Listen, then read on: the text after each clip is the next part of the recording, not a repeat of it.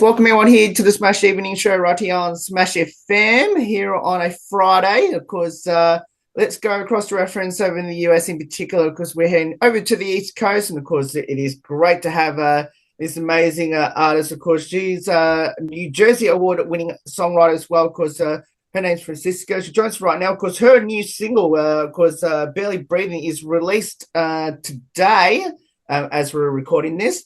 And of course, she joins us right now. Thanks so much for joining us. Hi, Will. Thank you so much. Thank you for having me. See the new release that's coming out today as we're recording this at the moment. Tell us a bit about it. I've actually had heard of the music, and it's probably one of the best ones that we've heard so far. Oh, thank you so much. I'm so glad that you uh, could say that. That's really sweet. Yeah, my name's Francesca Fuentes. I'm a songwriter from New Jersey. New York, New Jersey area. I play in New York and New Jersey. About every 3 months, I play in a different location. But my new single, "Barely Breathin'," was released today. It is a pop song, indie pop, I guess, bedroom pop. The song has been about like 5 years in the making because I first wrote the song in 2021 and now it's 2026 and it's being released. It's a part of a larger project. It is the lead single off of my full length album that I worked on just as long. The album's been a really long time coming, so it's a really exciting day, and that's why. I want to talk about it so much today because it is a really big milestone. Tell us. You mentioned that this has been a long time coming for this song. When did you? And I always ask this to all music guys that I've had on the show and going to when they release releases or singles. When did this? When did it kind of come to your head in regard to? Can you remember like a particular moment? This song specifically, yeah. Actually, I was up late every night, kind of ruminating about a relationship that I had just ended, and the not sleeping was really getting to me. I was really struggling with the kind of stress. And stress obviously can keep you awake at night, very much so. I had been up late one night. It was like probably 4 in the morning, and I had not slept a wink. And I had my songwriting journal, and I just kind of had the words in my head like, "I'm barely breathing, I'm barely breathing." And then it kind of went from there. I have the original little songwriting page that I made like in 2021. You can see where I started writing it. It's like a little time capsule diary entry right there. The songs obviously evolved from there, but I remember that being the start of it. And then I did a demo of it with my friend Russell Hayden. He produced my EP that was released in 2025. It's called Can't Hide. So I went to him and we did a little demo of it. And I was like, oh, like this is actually turning into a real song. So it was the first song actually that I wrote kind of about this period of my life of struggle, of going through a breakup. This was the very first chapter, the first song that I wrote, and it's the first song coming out. I feel like it really things have been coming out in a really chronological order for me. So I feel like it tells a story that people can follow. And yeah, I feel like the song just kind of really evolved from that moment, just kind of like really an organic songwriter moment of being on a bedroom floor and not being able to sleep. And yeah, it kind of evolved from there. So you mentioned this was 5 years ago. Hmm. And obviously that was during a pretty difficult time in the world as well. Yeah. And for you having a breakup as well. Something that you went, okay, this is something I'm going to write about, especially during a time where it was pretty, out of the ordinary in regard to what was happening in the world in regard to, music wasn't really, it wasn't much to do in regard to, writing and performing music out there. Yeah, it's interesting you say that because people had, just started getting vaccinated for COVID-19. 2021, we were still coming off of the pandemic. People were still wearing masks. It definitely was a different time and more isolation. So, if anything, I was around less people. My life was not the same as it is now. I had just graduated, or I hadn't even graduated college yet. So it also, I was trying to finish college while also trying to navigate some difficult challenges. And I think that, not, I think COVID-19 obviously affected my career and my music career, my professional career and my music career. So I think that the words "I'm barely breathing," did actually come a little bit from that because there was more isolation. There was not movement in my education. I had taken a semester off because classes were remote and it was hard for me to learn in that instance. So, I did take a semester off. I believe even 2 semesters. I think I was out of college for about a year. And then I went back and finished my last semester. I graduated from Monmouth University with a degree in English. So yeah, I definitely remember my last semester. We had finally gotten back to school. That was 2021 in the fall. And everything was different. I had to be tested for COVID-19 every week on campus. And, by that point, I had been writing more songs for the album. But of course, things were different. It was definitely more isolation for sure. It's already out on Spotify as well as we speak. I've just had a look at it right now just to make sure it's up already. Uh Uh, huh. but I guess what are you hoping? Coming out of this new release. Well, I would say my biggest hope for this new release is to really give people a, first look at what's to come. I think that this song really takes the whole album off. It's kind of like I said, the first chapter. It's the first. It almost when I'm listening to it feels like the opening credits of a movie. Mm. The intro. It just kind of has that like hopeful sound. You don't really know what's going to happen in the song. It kind of starts off hopeful, but the message really isn't like that hopeful. So I guess the two things that I'd love for people to take away is obviously number one, this is my story. This is the first chapter, and I hope you want to follow along with it. And then the second thing is to really feel the song and kind of imagine that point in your life where you were barely breathing. I mean, I think that there are people that have this feeling has existed forever, unfortunately. So I think that it can be relatable amongst a lot of people, and I would love for people to relate to that. Do you have a gig coming up in about 6 days' time? There, by looking at your social media as well. Is it Pink Frog Cafe on April It 23rd? It is Pink Frog Cafe, April 23rd in Brooklyn, New York. I'm opening up for an artist named Reagan. She sings the song Reagan Core. That was a surreal moment because I've been following Reagan for a while, and she's gotten a lot of traction like with her songs on social media. So I had discovered her, prior to even looking at this bill. And I found out I was on the bill with her, and that was really cool because I've always wanted to open up for a bigger artist, and now here we are, we're doing it. I'm assuming that you're going to be performing Barely Breathing in this one in particular. Of course, definitely. Yeah, I believe it. It might be the encore. I'm not sure yet. I'm still working on that. Yeah, Ooh. the encore. What's coming up for you now? Obviously, you already released this. Have you got any more gigs coming up in regard to performing Barely Breathing? No, I don't have any other gigs actually scheduled. Brooklyn, New York is the only one at the current moment, but I am working on booking more. I try to book, for last summer, I booked a lot of gigs. I was playing like 21 gigs last year, so I did pull back on the gigs a little bit so that I could focus on, talking with people about the song, sharing social media content, kind of going into the other avenues of things for a while. But of course, I'm not abandoning live performance at all. I think live performance is really important for artists because it's real connection in real time. So um, definitely not abandoning that, just doing it a little bit less. Mm. Now, this is on the back of your EP, Can't Hide, as you mentioned before. Tell us a bit about the feedback that you got from the Can't Hide EP. Yeah, Can't Hide EP was really interesting. I didn't expect it to do so well. Honestly, every song on the project seemed to get traction. We had four songs, three songs actually, and one the last track, number four, was a live version of one of the songs. Pink Drink, Can't Hide, and I Just Want to Be Your Lover Again were the main tracks.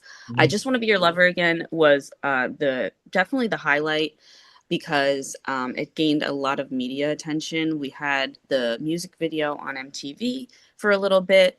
And then recently, just like 2 weeks ago, I won the Garden State Film Festival Award for the music video, which was really cool and really a full circle moment because it just proves that, when you release a project, some people think you will release a project and then that's it. You don't have to do anything else for a year, or the release cycle only lasts so long. But it just kind of proves that release cycles can last very long. You can have projects that extend your career for a long time. And for me, I Just Want to Be Your Lover Again, the entire release cycle lasted a year. Like after a year, things were still happening with the video, which was just really cool. So Can IDP was a really nice foundation for me. It's kind of helped me get press, learn new things, meet new artists, meet new people. It was really like a little foundation for me, and I'm really grateful for that. Now, what I've noticed in your titles for your songs, especially your top four minus Mhm. Pink Drink, is a lot of love slash breaking up relationships. By the sounds Yes, of it. Obviously, you've obviously top four is I Just Want to Be a Lover Again, Can't Hide, and When I Fell in Love, and obviously Barely Breathing. Obviously, as we know what the story behind that is. Are you more going into in your songwriting regarding to relationship side of things? yeah, I mean, my first two records, I mean, this is my first record was never released because of a personal reason, but my second record is the one that we've been trying to push right now with Barely Breathing. I'm actually writing a third one, and it's actually a lot less about relationships.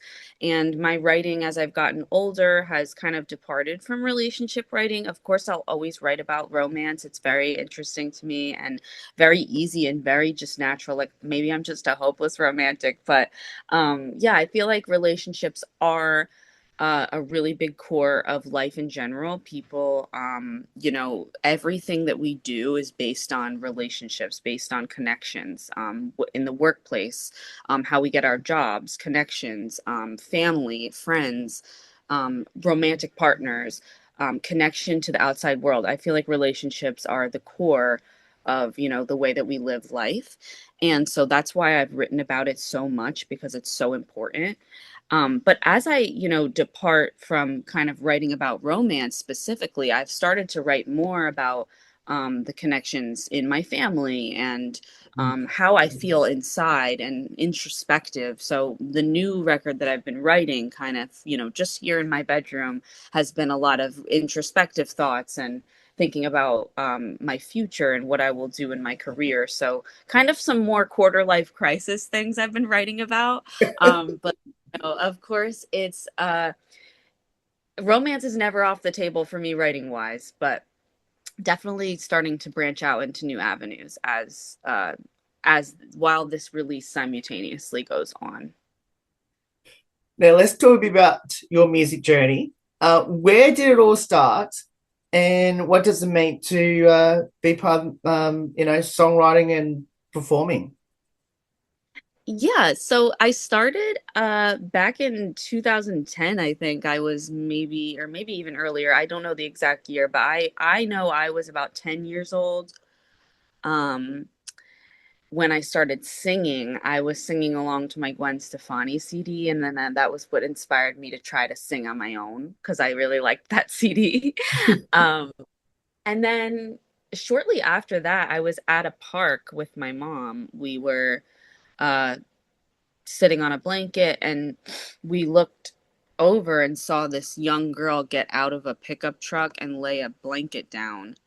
and then go back to the pickup truck and get a guitar. And she sat down and just like started playing the guitar.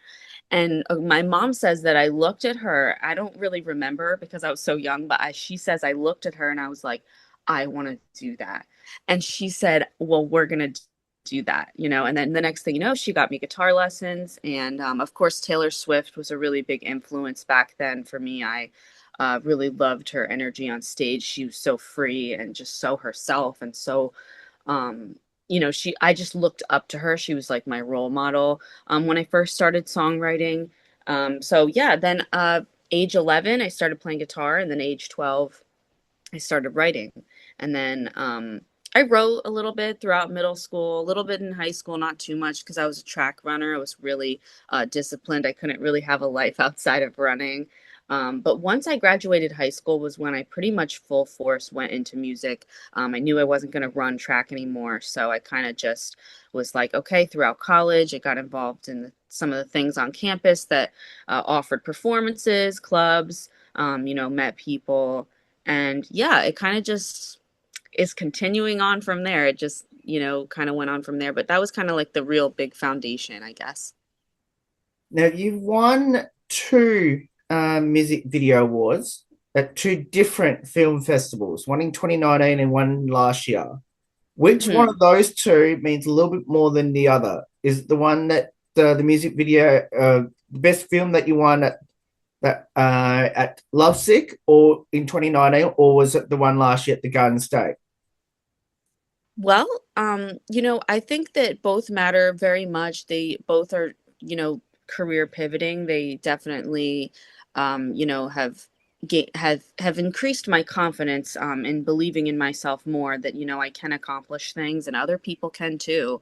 But I would say that when I first won the first one in 2019, I think I was just like completely floored by that one. I had no idea. Like I was shocked when I won that one. So I think out of the two, um, I don't know, the first one has a little special place in my heart because I was so shocked. And when you have no idea that you're going to win something like that and then you win, it's like, just like, it's mind blowing. Because there were just so many good films, and I had sat there and watched all of them, and I was like, yeah, my little video is nothing compared to, what these people have done. But I think that Larry, the guy that issued the award to me, I think that he saw, the work that I had done on my own, the storytelling element that I had, and I think he really appreciated that. And that was really, really special and really sweet of him. And, I'll always remember that. So that one does have a special place in my heart. However, Garden State Film Festival, as I'm older, winning that was a little bit bigger. It was a little bit higher scale, but again, another just kind of really full circle moment that made me really happy and really proud. As you mentioned, it was also featured at MTV Spanking New as well. That video. Yes, yeah, like the video, that video has basically been, my biggest piece of marketing currency. It's just been done so many things and connected with so many people, which I think is really cool. So what's next for you? If you don't mind me asking.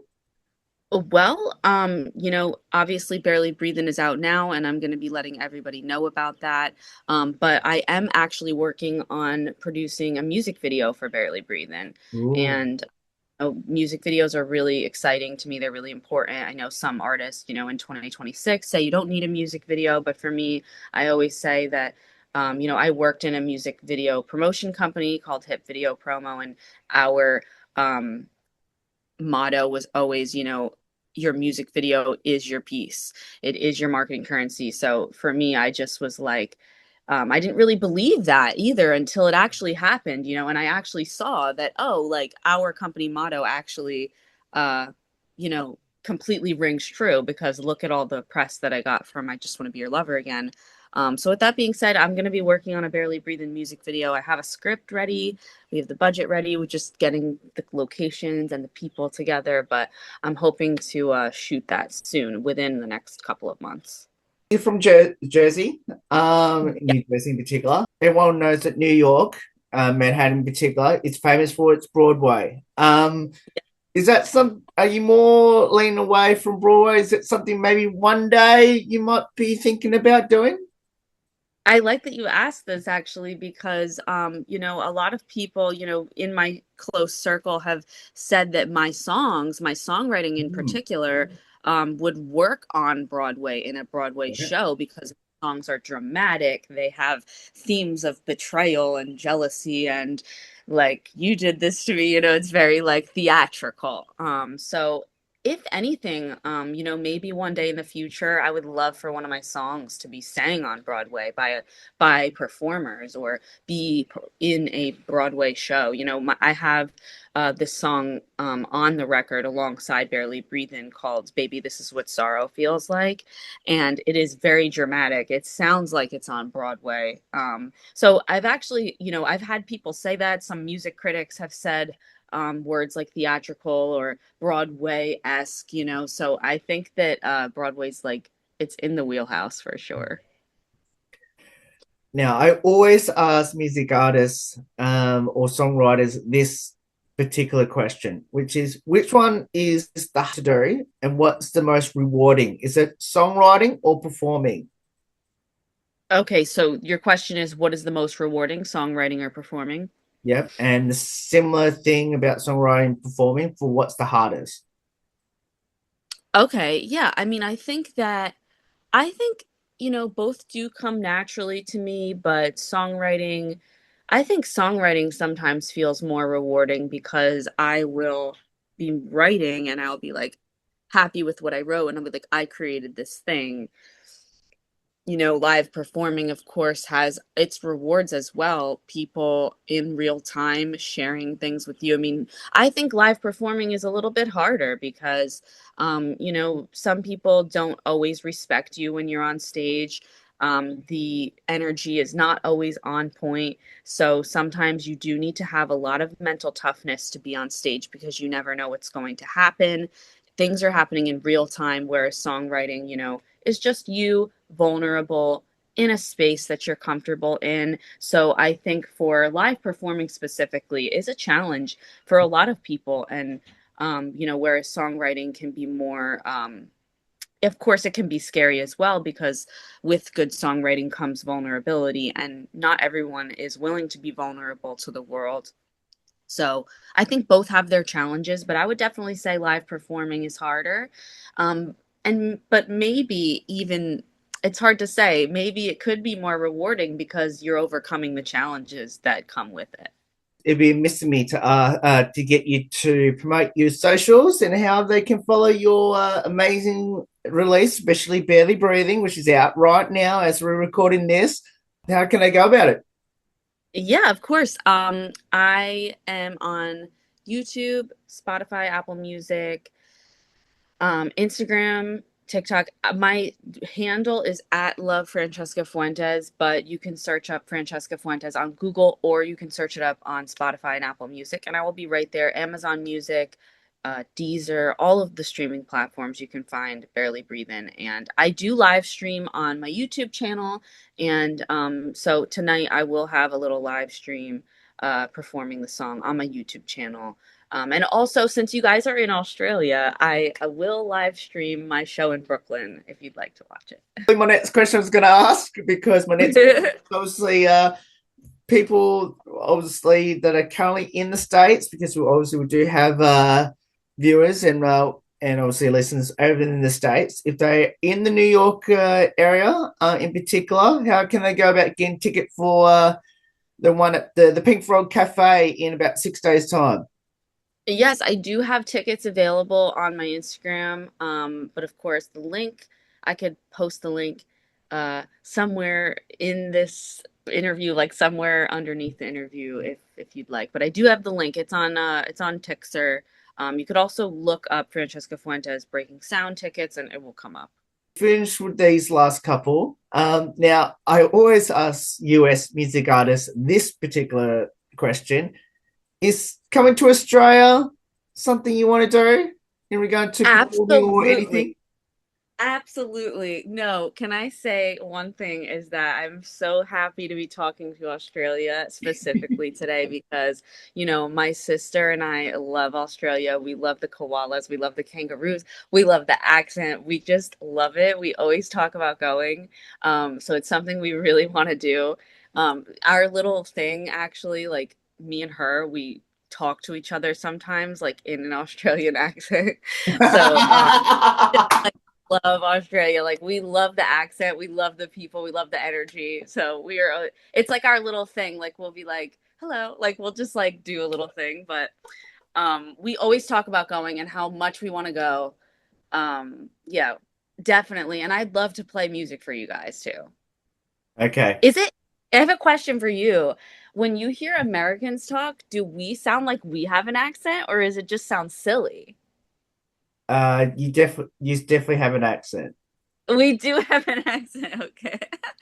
Okay. Yeah, like because I don't know, like it just sounds like we always me and my sister always ask ourselves, we're like, how do they think that we talk? Like, do we sound different? Like, Oh yeah, yeah. definitely different.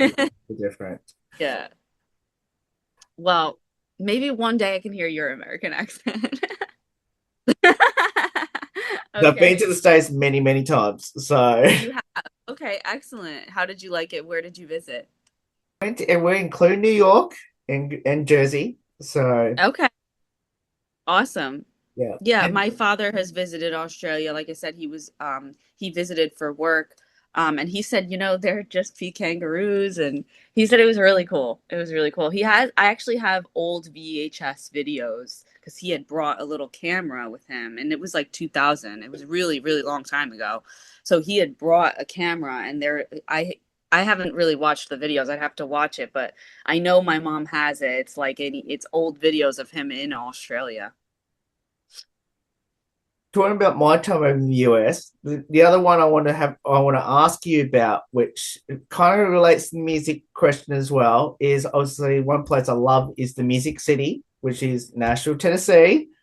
Um, Excellent. is that something you want to do, like perform in the Music City?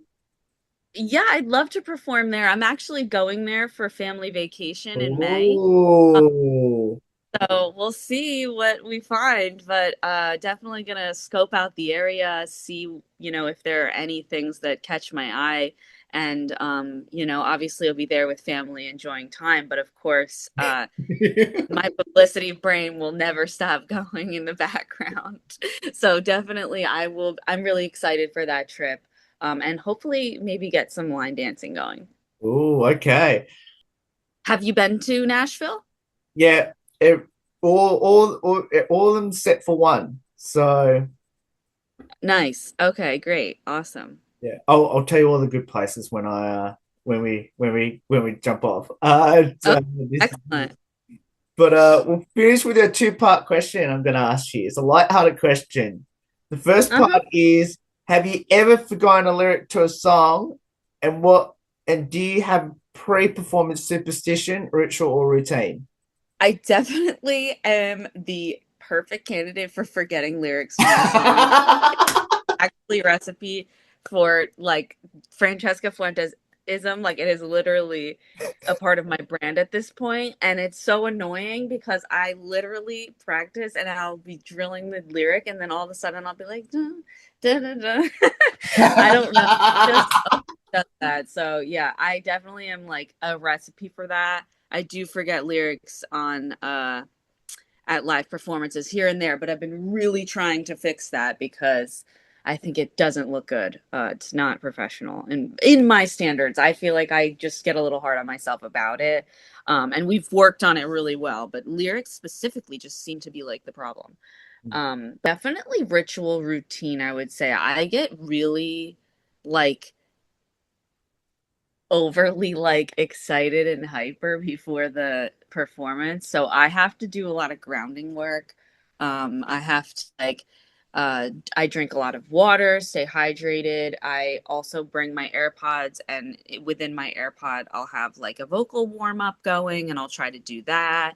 Um yeah, I think that keeping myself grounded before a performance routinely is very helpful. rather than being superstitious. Well, Francisca, it's been absolutely an honor to have you on the show to promote your, especially your latest release, which is Barely Breathing, which I think you're actually the only artist we've ever had on the show that we've actually done an interview on the day of your release. So Yay! we are Awesome. absolutely honored to be part of that on this very special day as we're recording this on the 17th of April. And hopefully it all goes well, and can't wait to see what the feedback that you get from that release in the coming weeks.